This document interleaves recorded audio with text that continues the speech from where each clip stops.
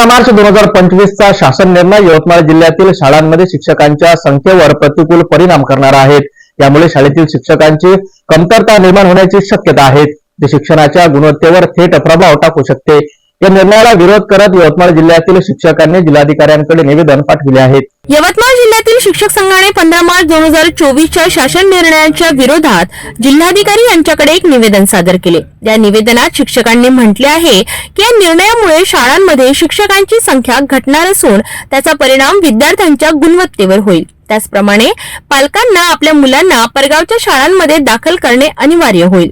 राजूदास जाधव, आसाराम चव्हाण, शशिकांत खडसे यासारख्या प्रमुख शिक्षक संघाच्या नेत्यांनी यवतमाळ जिल्ह्यातील शाळांमधून शिक्षक कमी होणार असल्याच्या बाबतीत चिंता व्यक्त केली। शिक्षण मंत्री दादा भुसे यांना निवेदन पाठविण्याच्या निमित्ताने या निर्णयाच्या विरोधात आवाज उठवला आहे।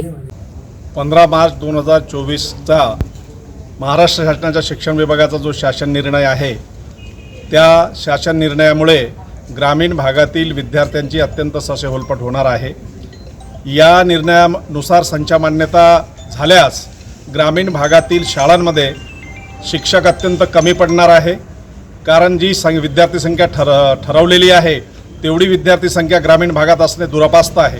त्यामुळे ग्रामीण भागात जे बहुजन आणि मागासवर्गीय नागरिकांचे मुलं शिक्षण घेतात त्या मुलांवर अत्यंत विपरीत परिणाम याचा होणार आहे।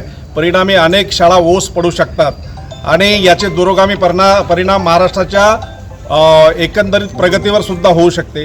त्यामुळे आज आमच्या शिक्षक संघटनेच्या वतीने 16 तालुक्यामध्ये विद्यमान तहसीलदार साहेबांच्या मार्फत शिक्षण मंत्र्यांना निवेदन दिलेलं आहे आणि आज जिल्हाधिकारी महोदयांना सुद्धा निवेदन देऊन आम्ही हा GR 15 मार्चचा 24चा GR रद्द करण्याची आग्रही मागणी आम्ही केलेली आहे आणि ही मागणी मान्य न झाल्यास पुढे आंदोलन सुद्धा छेडण्यात येणार आहे असा इशारा आपण यावेळेस दिले। शिक्षकांचा विरोध आणि निवेदनाची प्रतिक्रिया शासनाकडून काय येईल हे पाहणं महत्त्वाचं ठरेल। यवतमाळ जिल्ह्यातील शिक्षक आणि पालक यांचा एकमताने हा निर्णय रद्द करण्याचा आग्रह शिक्षकांच्या गुणवत्तेवर होणारा प्रतिकूल प्रभावामुळे निर्माण झाला आहे।